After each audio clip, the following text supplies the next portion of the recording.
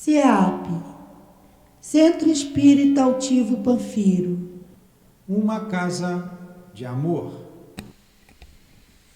Bom dia a todos, sejam todos muito abençoados. Estamos agora a fazer um estudo da Revista Espírita, começamos pela de 1858, e a Revista Espírita vai até 1868, né? 69. Nossa, 69, perdão. E estamos estudando a primeira, que é de 1858. Então, para a gente iniciar, a gente vai ler o Evangelho, como sempre a gente faz antes dos estudos. É o capítulo 11, Amar o próximo como a si mesmo, o item 14. É uma mensagem do Espírito Protetor, dada em Cracóvia em 1861. A mensagem se intitula A Fé e a Caridade. Meus queridos filhos, recentemente eu vos disse que a caridade sem a fé não é suficiente para manter entre os homens uma ordem social capaz de torná-los felizes. Eu devia dizer que a caridade é impossível sem a fé. Na verdade, podereis encontrar impulsos generosos, mesmo em uma pessoa que não tenha religião. Mas essa caridade austera, que só se exerce pela abnegação, pelo sacrifício constante de todo o interesse egoísta, somente a fé poderá inspirá-la, porque é ela quem nos faz carregar a cruz desta vida com coragem e perseverança. Sim, meus filhos, é inútil que o homem, desejoso de prazeres, queira se iludir quanto ao seu destino na terra, afirmando que lhe é permitido ocupar-se apenas da sua felicidade. É certo que Deus nos cria para sermos felizes na eternidade. Portanto, a vida terrestre deve servir unicamente para o nosso aperfeiçoamento moral, que se conquista mais facilmente com a ajuda dos órgãos físicos e do mundo material. Sem considerar as vicissitudes comuns da vida, a diversidade de vossos gostos, das tendências e das necessidades são também um meio de vos aperfeiçoardes, exercitando-vos na caridade. Porquanto, só à custa de concessões e de sacrifícios mútuos, podereis manter a harmonia entre elementos tão diferentes. Tendes razão, entretanto, afirmando que a felicidade está destinada ao homem na terra, se vós a procurardes no bem e não nos prazeres materiais. A história da cristandade fala de mártires que foram com alegria para o suplício. Atualmente, na vossa sociedade, não é preciso o holocausto do martírio nem o sacrifício da vida para ser cristão, mas única e simplesmente o sacrifício do vosso egoísmo, do vosso orgulho e da vossa vaidade. Se a caridade vos inspirar e se a fé vos sustentar, sereis vencedores.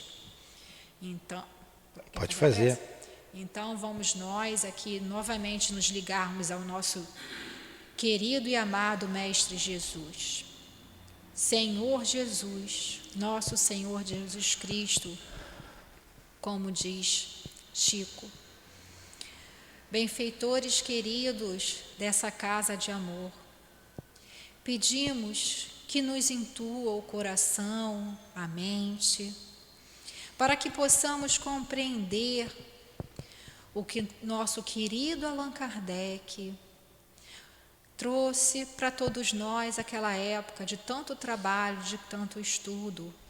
Somos tão gratos porque hoje temos esse farto material de estudos sobre a doutrina espírita, sobre ti, querido Mestre Jesus.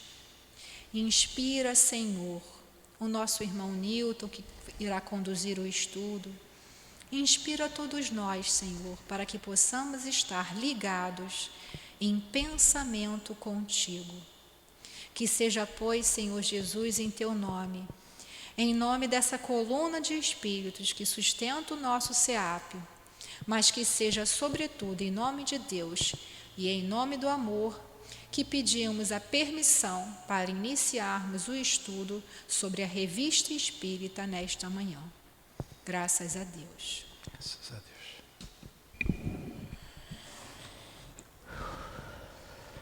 Pode ler aí, Newton, que eu estou aqui com... Então vamos lá. Bom dia. Que Jesus abençoe então a nossa manhã de estudos. Nós estamos estudando a revista de janeiro de 1858, a primeira edição da Revista Espírita. Antes, porém, só para a gente relembrar, a gente estudou já aqui com calma. Mas como a gente esquece, vamos ver aqui logo na primeira página, na apresentação do trabalho, Eloá. Tá, vamos lá. É como que Kardec se refere à Revista Espírita. Olha o que ele diz. Variada coletânea de fatos, de explicações teóricas e de trechos destacados, que completam a exposição das duas obras precedentes, quer dizer, o Livro dos Espíritos e o Livro dos Médiuns, e que apresenta de alguma maneira a sua aplicação. Sua leitura pode ser feita ao mesmo tempo que a daquelas obras, mas será mais proveitosa e, sobretudo, mais compreensível após a leitura do Livro dos Espíritos.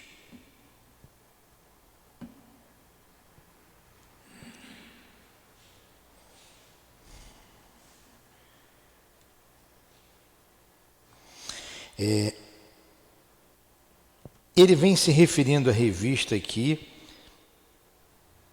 mas eu quero ler mais um pedacinho para vocês aqui da Revista Espírita.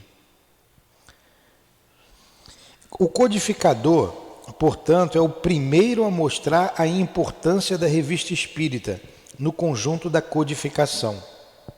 Até agora, entretanto, essa obra era simples raridade bibliográfica, reservada ao conhecimento de alguns privilegiados que a possuíam no original francês. E é inacreditável que no Brasil, onde o Espiritismo encontrou, por assim dizer, o clima espiritual mais apropriado ao seu desenvolvimento, só agora a Revista Espírita seja colocada. Então ele está falando aqui da tradução da Revista Espírita que veio depois. Mas o que eu quero está no outro parágrafo, esse parágrafo aqui, ó. É nas suas páginas que os atuais estudiosos da fenomenologia espírita encontrarão os elementos necessários à ampliação dos seus conhecimentos e à consequente formação de uma sólida cultura doutrinária. Todas as atuais questões surgidas no meio espírita a respeito de aspectos e pontos da doutrina serão elucidadas pelo estudo atencioso do gigantesco acervo desta coleção. Ocorrências que hoje parecem novas e aturdem alguns praticantes e estudiosos do Espiritismo têm aqui os seus precedentes registrados, com as soluções já então oferecidas pelo admirável bom senso de Allan Kardec, aliado às instruções constantes que recebia dos seus guias espirituais. Por isso podemos afirmar que a publicação desta coleção marca uma nova era do Espiritismo no Brasil e em todo o continente. Então Kardec traz a Revista Espírita mostrando, eu acabei não encontrando, porque dá vontade de ler tudo, eu fui pulando. É muita informação interessante, né? Que nós lemos tudo isso, mas o que eu queria trazer? Que Kardec enfrentou muita luta interna dos próprios espíritas e externas, muita pressão. Então, era através da Revista Espírita que ele, recebendo do mundo inteiro as informações, ele analisava. E ele resolveu, foi uma iniciativa dele, fazer Revista Espírita para ter um alcance mais rápido da doutrina e ele ter um feedback, ter um retorno. Através das cartas. Que as pessoas liam e retornavam para ele através das cartas. Então ele tinha como medir como é que estava. Era uma maneira dele fazer uma avaliação de como estava sendo aceita a doutrina espírita pela população, por aquelas pessoas. Então é muito importante, ela complementa os nossos estudos. Nós, estudiosos da doutrina espírita, não podemos deixar de conhecer a Revista Espírita. E graças a Deus, a casa abriu mais esse curso. Quem sabe mais para frente a gente tem em outro horário, num horário que possa vir mais gente, mas por enquanto a gente vai divulgando através dos meios de comunicação que a gente tem e aprendendo junto com Kardec a doutrina espírita. Então vamos lá, você pode ler aí? Resposta dos Espíritos? Resposta dos Espíritos a algumas perguntas. Nós lemos então essa introdução, né? A apresentação. Depois acabou a apresentação, diferentes meios de comunicações, e agora a gente vai entrar nas respostas dos espíritos e algumas perguntas. A edição que eu estou aqui é a edição da FEB, você está com a edição da Edicel, então pode ser que tenha alguma diferença aí. Você faz a pergunta, eu leio a resposta, ou então eu faço a pergunta, você lê a resposta. Pergunta: como os espíritos podem agir sobre a matéria? Isso parece contrário a todas as ideias que fazemos da natureza dos espíritos. Entenderam a pergunta? Como que o espírito pode agir sobre a matéria? Como é que um espírito pode pegar esse copo com água, levantar, trazer para cá, trazer para cá? Como é que ele pode agir? Como que você escuta o espírito agindo sobre a matéria, provocando as pancadas, que são os raps? Como que um espírito hoje, a gente vê muito aqui, muito comum, a luz acender e apagar, a televisão liga e desliga sozinha, a torneira abre, a torneira fecha. Como que o espírito age sobre isso? Essa é a pergunta. Na sua casa acontece isso?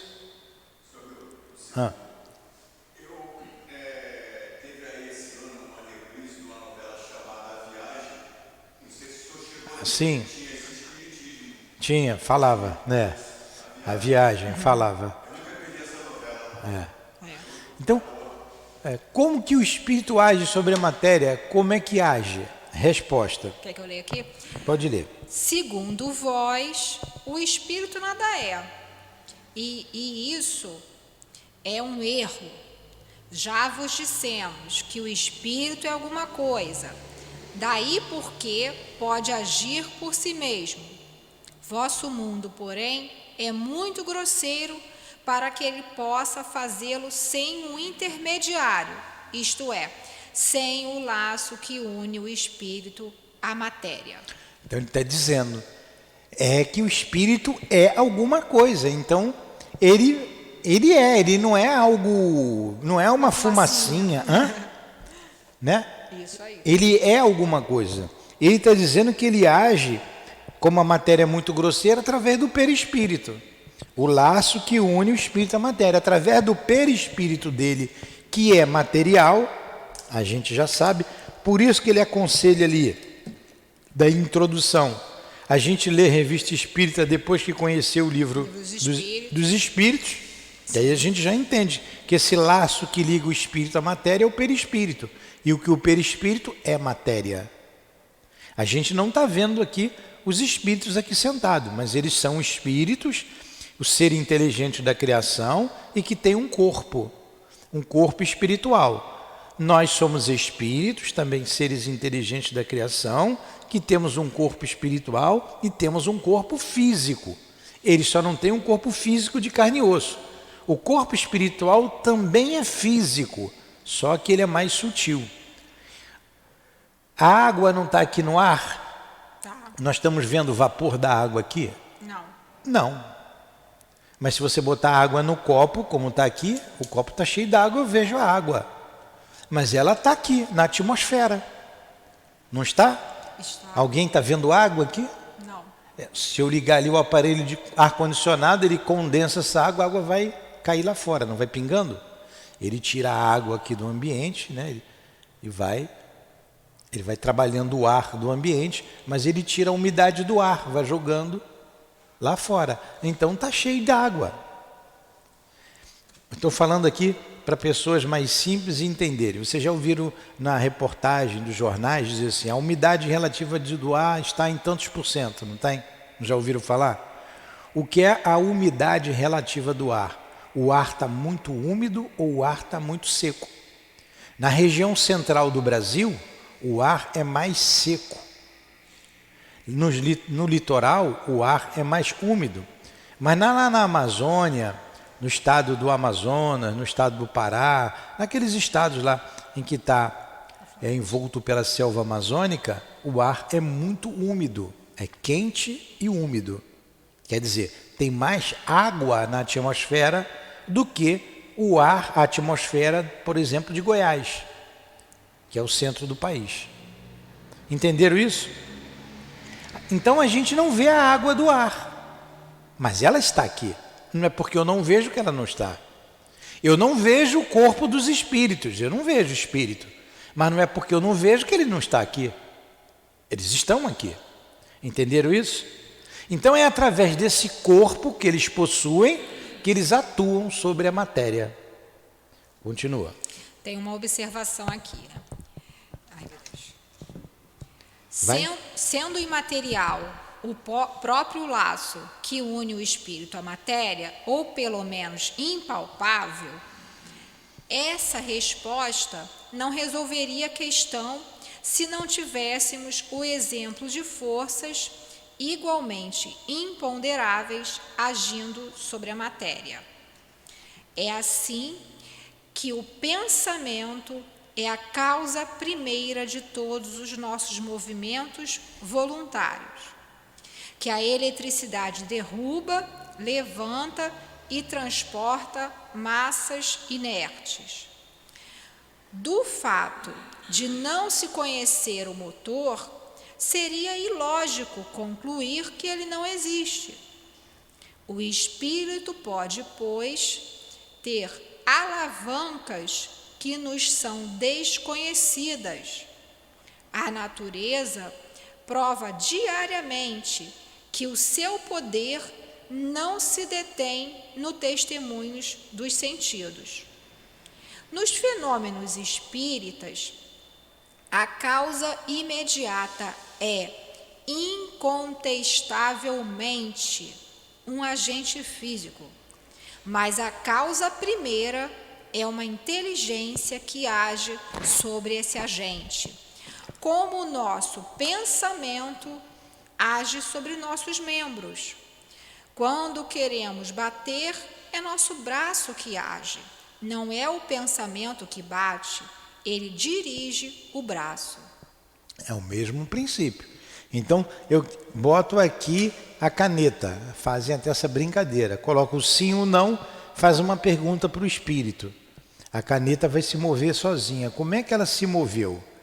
Então, a causa, a gente vê o efeito da caneta se mexendo, apontando. Mas o agente é o espírito. O espírito é que vai dar a questão. Agora, como é que ele age aqui no movimento? Ele fez a analogia do pensamento sobre os nossos membros. Mas aqui ainda está incompleto.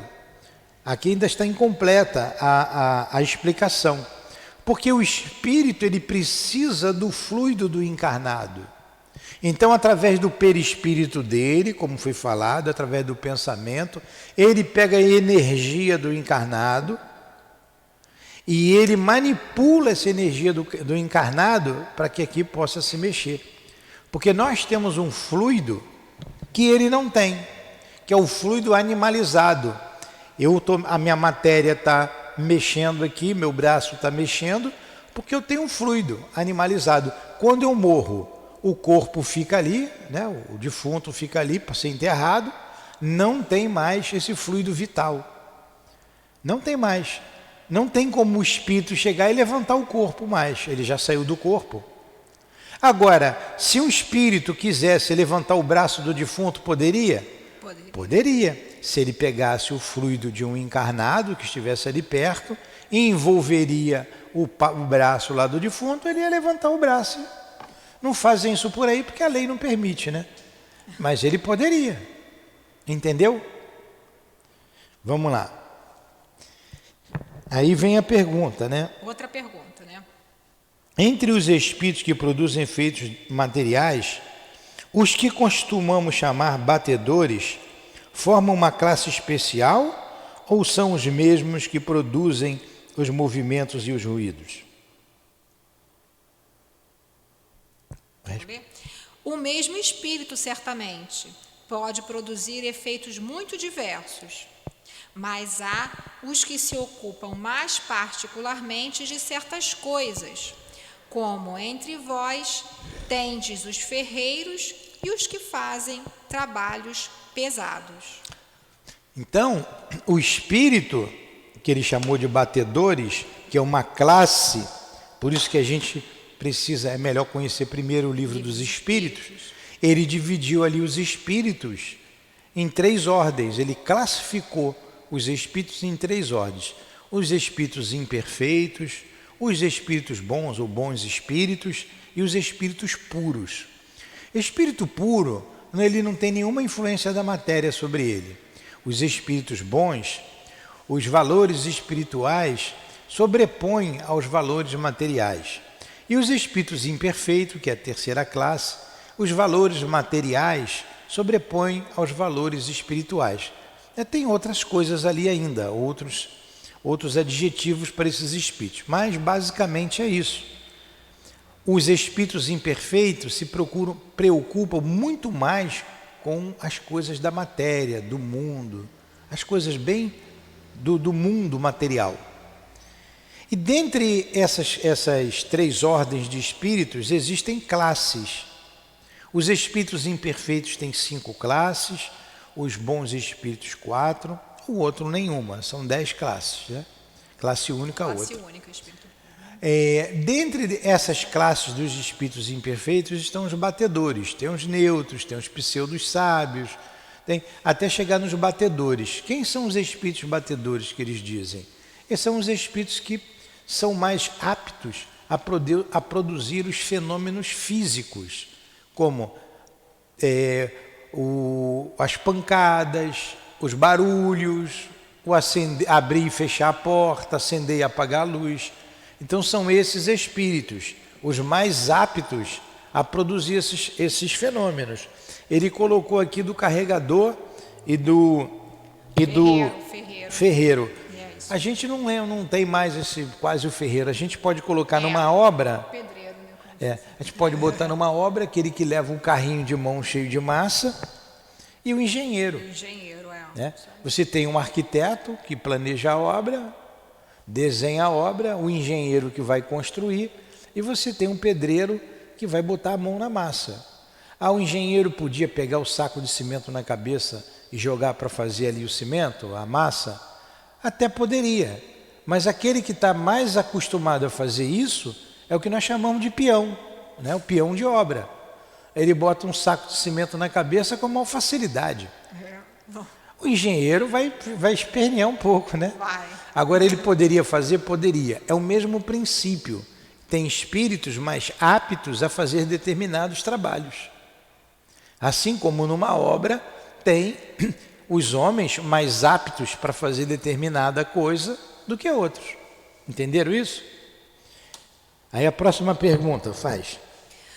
Pergunta: o espírito que age sobre corpos sólidos, seja para movê-los, seja para bater, encontra-se na própria substância do corpo ou fora dela? Uma e outra coisa. Dissemos que a matéria não é um obstáculo para os espíritos. Eles a penetram em tudo, eles tudo penetram. Então, para ele bater, é aquilo que a gente explicou. Ele encontra a substância do corpo dele e no corpo de outrem.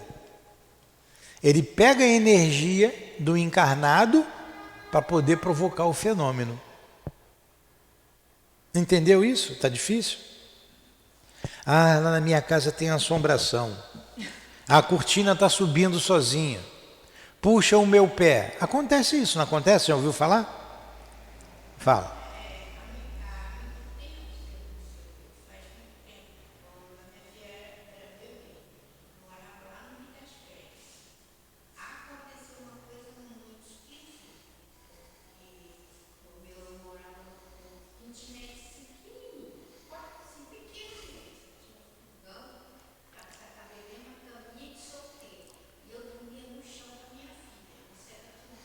Ah.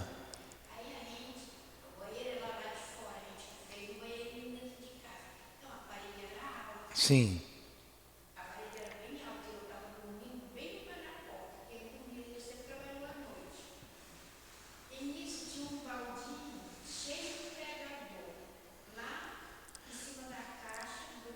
Ah, aí eu...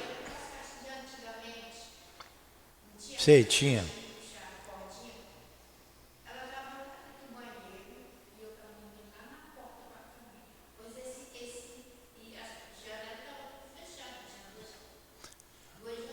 Ah.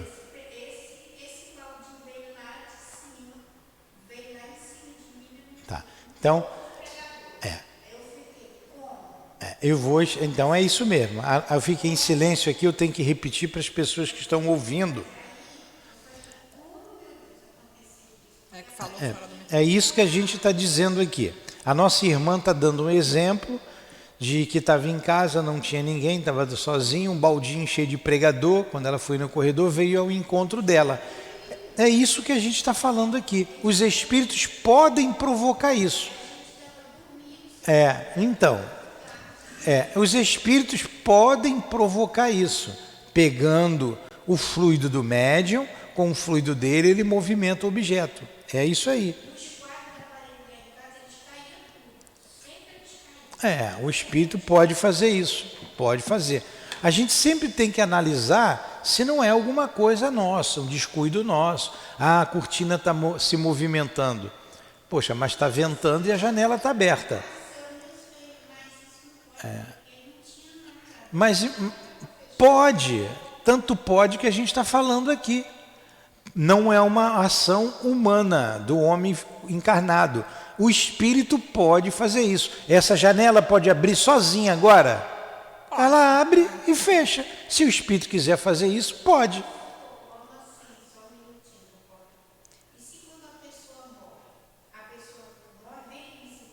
Vem. A pessoa que morre vem te visitar. Pode vir. Pode vir.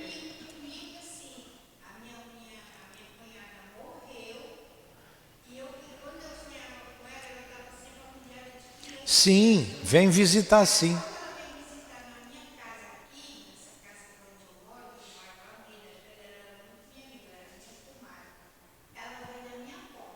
Sim.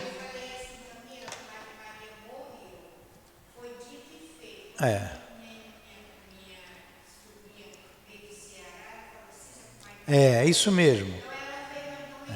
Tá. A gente vai estudar isso aqui. Mais para frente a gente vai estudar isso. A visita de pessoas mortas. A gente vai estudar. Esses exemplos têm que ser mais curtos, porque tem muita gente ouvindo, senão eu fico em silêncio aqui. Tem que pegar o microfone. Então tem que pegar o microfone para falar no microfone, tá? Chega aqui pra frente. É isso mesmo. Senta mais para cá. Senta aí e pega o microfone para falar. Pra senhora falar. É isso mesmo. A Pergunta. As manifestações materiais, tais como os ruídos, o movimento dos objetos e todos esses fenômenos que nos apraz provocar frequentemente, são produzidos indistintamente pelos espíritos superiores e inferiores? Olha a pergunta. Essa questão que a senhora botou aí, veio o baldinho cheio de pregador. É um espírito superior que faz isso ou um espírito inferior? Ou ambos podem fazer isso? Resposta. Olha a resposta. Vamos ouvir o que ele está falando aqui, ó. Presta atenção. Apenas os espíritos inferiores se ocupam dessas coisas. Por vezes, os espíritos superiores servem-se deles como farias com um carregador, a fim de levar a escutá-los. Podeis crer que os espíritos de uma ordem superior estejam às vossas ordens para vos divertir com pasquinadas? É como se perguntasseis se em vosso mundo são os homens sábios e sérios que fazem os papéis de malabaristas e bufões. Entendeu? Então são espíritos inferiores que fazem. Agora, um espírito superior, para chamar a sua atenção, acordar você para a realidade do mundo espiritual, ele pode aí fazer, mas ele vai se utilizar de um espírito inferior. Ele vai dizer, vai lá e faz isso. Por exemplo, Allan Kardec estava escrevendo e no basculhante da casa dele, ele escutou a pancada. Ele escrevendo e no dia seguinte, ele se reuniu lá com os amigos dele, na Sociedade Espírita de Paris, e ele perguntou lá para um espírito, através do médium, que barulho era aquele que estava na minha casa? Por que batiam lá? Quem que estava lá? E o espírito falou assim, ó, era o seu guia, pergunta para ele, ele está aqui. E o guia respondeu para ele, o que você estava escrevendo ali não me agradava. Verifique tudo o que você escreveu, do parágrafo tal ao parágrafo tal, da linha tal à linha tal, e revê o que você escreveu. Então, olha só, o espírito disse, eu não gostei daquilo que você estava escrevendo, mandou ele rever e ele reviu. Voltou de novo no dia seguinte e perguntou, e agora? E o espírito disse, agora está melhor. Então, foi o espírito guia dele, foi o espírito verdade que ficou batendo? Não. O espírito superior disse assim, o Eloá, que é inferior, Eloá, que era um espírito inferior, foi lá e bateu por ordem. É o mesmo princípio, tem que botar o cimento ali. Eu fui lá na loja de ferragem, comprei 2 sacos de cimento ali para a obra, botou no meu carro e trouxe. Eu consigo tirar o cimento do carro? Até consigo, mas vou me... Fica todo dolorido. O trabalhador está ali, por favor, tira o saco de cimento aqui, ele pega igual pega uma caixa de sapato, né? Ele está acostumado. Está acostumado. Tem mais força. Então por que eu vou fazer essa força? Posso até machucar minha coluna, enquanto ele pega isso com facilidade. Então é assim que acontece.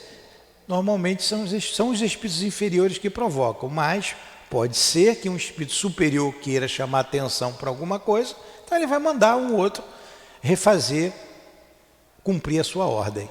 Entenderam isso? Continua, Eloá. Observação.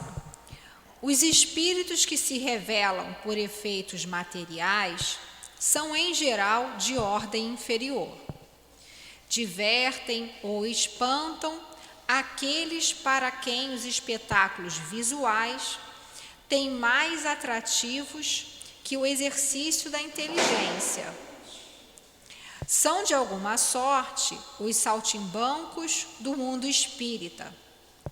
Agem algumas vezes espontaneamente, outras vezes por ordem dos espíritos superiores. Se as comunicações dos espíritos superiores oferecem um interesse mais sério, as manifestações físicas têm igualmente utilidade para o observador. Revelam-nos forças desconhecidas da natureza e nos oferecem o meio de estudar o caráter e, se assim nos podemos exprimir, os costumes de todas as classes da população espírita. Muito bem. Ficou bem claro isso, né? A gente já explicou aqui tudo. Já. Pergunta: como provar que o poder oculto que age nas manifestações espíritas está fora do homem? Não poderíamos pensar que reside em nós mesmos, isto é, que agimos sob o impulso do nosso próprio espírito? A pergunta é: como que eu vou provar que aquilo ali é do espírito? Não fui eu que agi através do meu próprio espírito? Como é que eu vou saber disso? Resposta: quando uma coisa é feita contra a tua vontade e o teu desejo, é claro que não és tu quem a produz. Porém, frequentemente, és a alavanca de que se serve o espírito para agir e tua vontade lhe vem em auxílio. Podes ser um instrumento mais ou menos cômodo para ele. Olha o que ele usou. O encarnado é a alavanca, quer dizer, ele tem o fluido e a coisa aconteceu contra a minha vontade. Então não fui eu, foi o espírito. Por exemplo, a moça estava contando que estava na casa dela uma porção de fenômenos físicos, toda hora. A televisão ligava sozinha, ela desligava, a luz acendia, ela apagava. E ela foi cozinhar, ela estava cozinhando feijão, fazendo feijão na panela e estava lavando louça, o fogão ao lado da pia, e ela esfregando a louça com bombril, esfregando lá a panela com bombril ensaboado. E quando ela botou o bombril em cima da pia, abriu a torneira para enxaguar a panela, o bombril voou dentro da panela de feijão dela.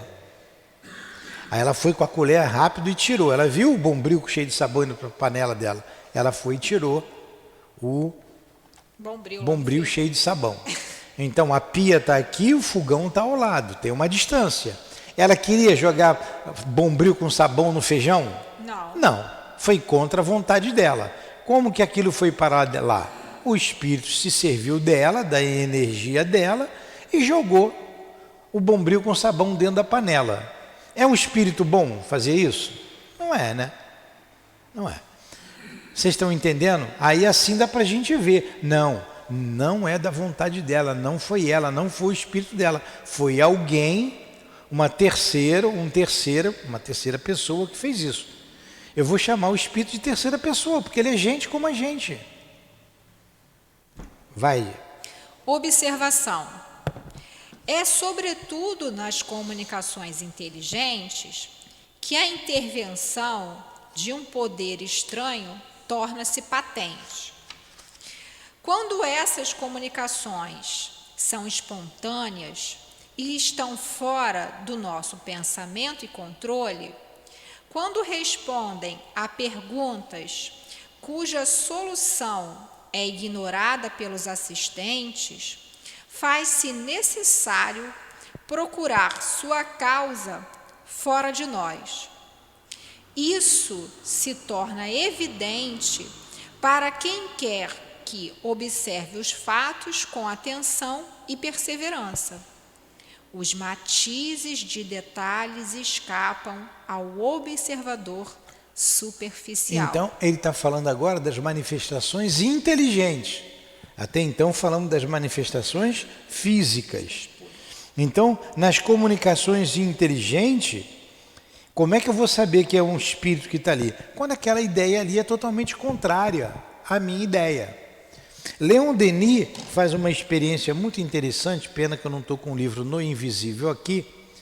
Ele conta lá que um grupo de experimentadores, com a mesa girante, trabalhando com a mesa girante, e eles propuseram aos espíritos, olha que experiência boa, a definição de certas palavras que eles colocavam ali, com 12 palavras. Por exemplo, defina o que seja o amor em 12 palavras. O amor é um sentimento elevado, tal, tum. E concluía com 12 palavras. Defina o que é raiva. A raiva é um sentimento contrário ao amor, com 12 palavras. Defina o que é fé. A fé, aí foi desenvolvendo a fé. Quando faltavam 3 palavras para terminar a definição, eles pararam a mesa. Você lembra disso, né? Lembro, agora estou lembrando o que você está falando. Porque a mesa respondia como? Com as pancadas, com o pé na letra do alfabeto. E eles seguraram a mesa. E eles tentaram terminar a definição do que significava fé. Na cabeça dele. Da cabeça deles. Escreveram, tentaram escrever dali para aqui e tal. E não conseguiram. Não conseguiram. Faltavam 3 palavras. Aí eles soltaram a mesa e a mesa termina. Eu não me lembro a definição toda, mas me lembro as 3 palavras finais. A mesa diz assim, a mesa não, o espírito utilizando a mesa, né? E a razão explica. E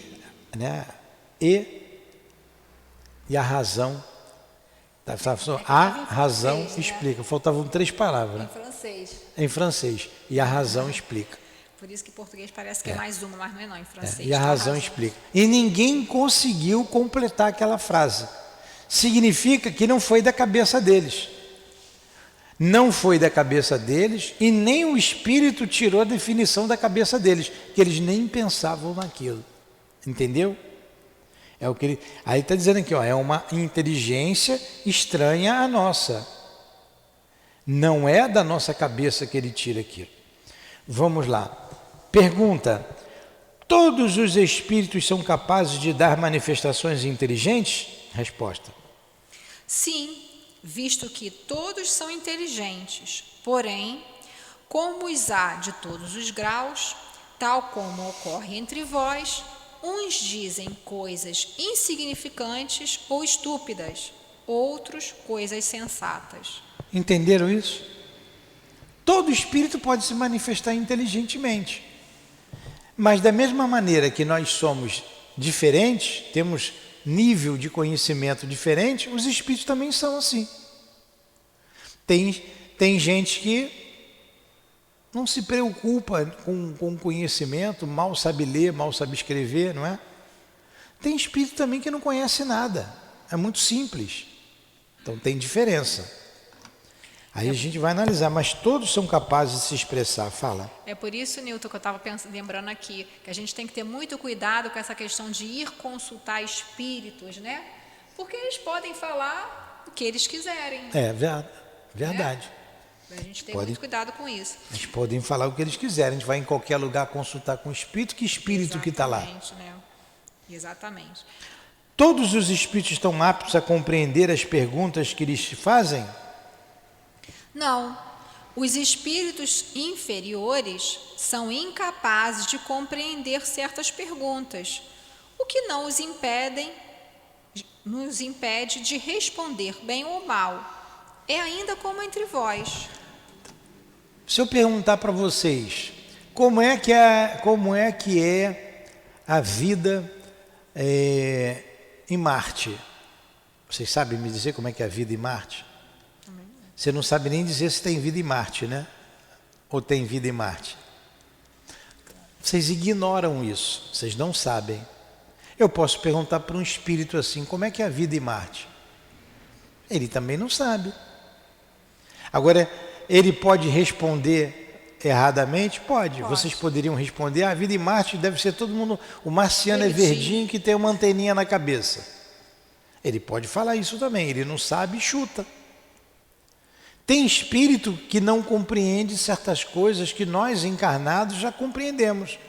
Quantos espíritos estão aqui sentados estudando, aprendendo como também nós estamos aprendendo? Uma porção. Não é porque é espírito que sabe tudo. Entendeu? Observação. Por aí se vê o quanto é essencial pôr-se em guarda contra a crença no saber ilimitado dos espíritos. Dá-se com eles o que se dá com os homens. Não basta interrogar o primeiro que aparece para ter uma resposta sensata.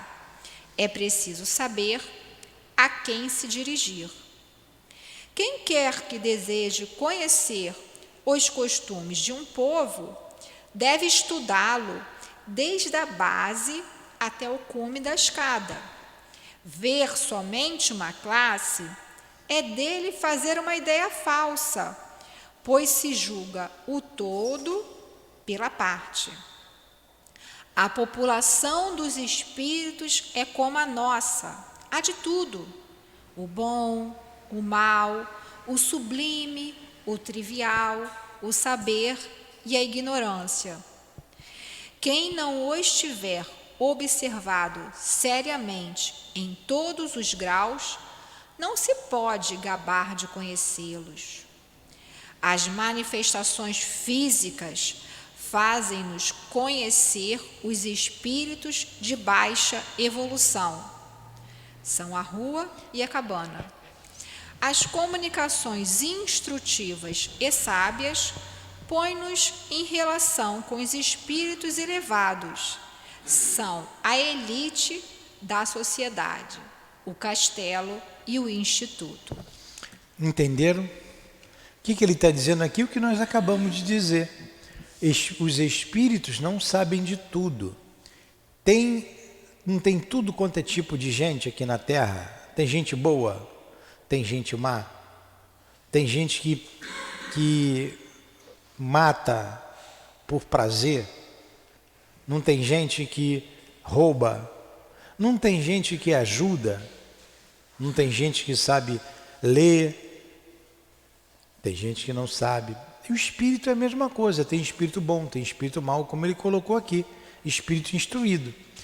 Eu vou fazer uma pergunta para vocês, para a gente encerrar, né? O próximo a gente continua semana que vem. Porque é outro assunto, é um assunto sustento, manifestações. Por exemplo, a primeira pergunta do Livro dos Espíritos: que é Deus? Que é Deus? Olha que pergunta. Deus é um só. Tudo bem. Olha o que os espíritos responderam a Kardec. A própria pergunta de Kardec é uma pergunta inteligente. Ele não perguntou quem é Deus. O que define, é um pronome definido. Se eu perguntar quem é você, a senhora vai me dizer. Ou quem é a senhora vai me dizer, eu sou a Dona Maria, não é? Quem é a senhora? Mas tem uma identidade. Tem uma identidade. Ele não perguntou quem é Deus, ele perguntou o que é Deus. E os espíritos responderam: inteligência suprema, causa primeira de todas as coisas.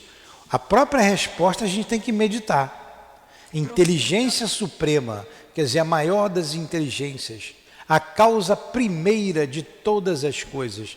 Foi qualquer espírito que respondeu isso? Não. Um espírito, Com certeza. um espírito inteligente, elevado tanto intelectualmente quanto moralmente. Um espírito simples não teria capacidade de dar uma resposta dessa. Verdade.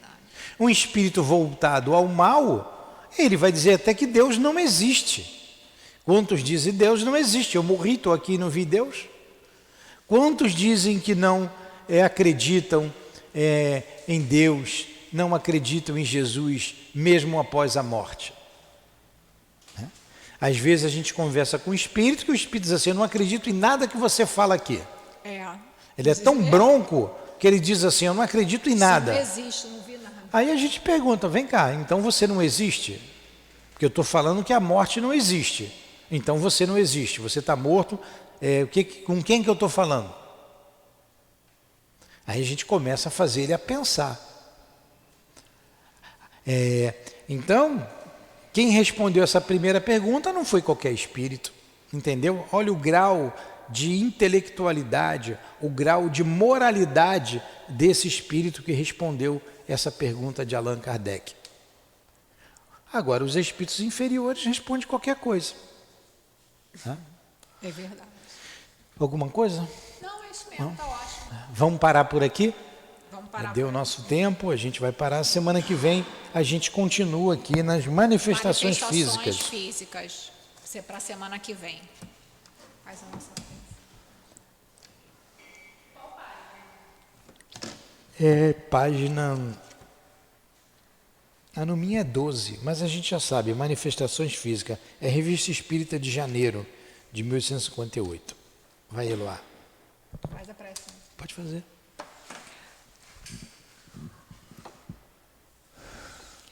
Amado Mestre Jesus, benfeitores amigos que nos auxiliaram nesse estudo, somos muito gratos por essa oportunidade de estarmos aqui reunidos em Teu nome, Senhor, aprendendo um pouco mais.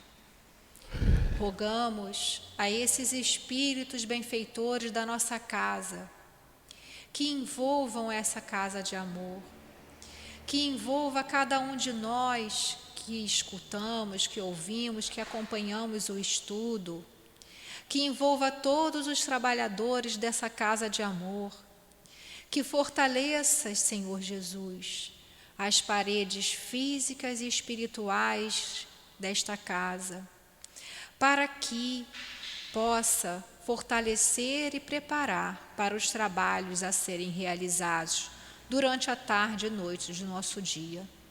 Despede-nos, Senhor, com a Tua paz, nos dando a proteção devida para os nossos percursos do dia que ainda necessitamos fazer. Que seja então, Senhor Jesus, em Teu nome, em nome dessa coluna de espíritos que sustenta o nosso SEAP, mas que seja também em nome de Deus e em nome do amor, que possamos dar por terminado o nosso estudo sobre a Revista Espírita. Que assim seja, graças a Deus.